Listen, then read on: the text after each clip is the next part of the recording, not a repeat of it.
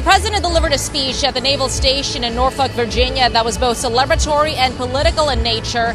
The president began by honoring the service of the members of the Navy, as well as the Navy's assets and fleet. The president got a demonstration of it on the USS George H.W. Bush out at sea. We saw live footage of those events as well, watching fighter jets, live fire, and special operations demonstrations.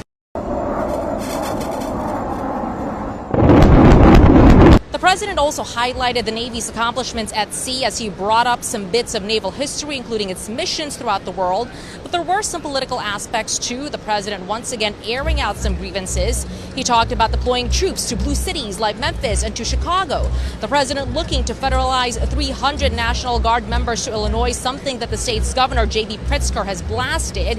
He touched on the shutdown, blaming Democrats. Remember, military personnel are directly affected by the shutdown because pay is delayed until a funding deal is reached. The president calling for removing wokeness in the military as well.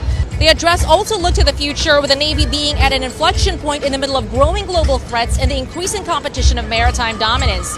The Chief of Naval Operations, Admiral Daryl Caudle, mentioned this in August, talking about how the Navy is at an inflection point. He talked about the need to be ready and fight, and the president mentioned how he wants to build lots of ships and revitalize shipyards.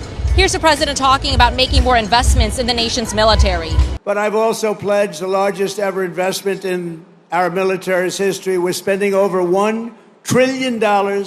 We've never had anything like that before. $1 trillion on our military, and that includes, along with your Secretary of the Navy and Pete Hegseth, we're going to be building lots of ships and doing a lot of things that you haven't seen happen for 35 years.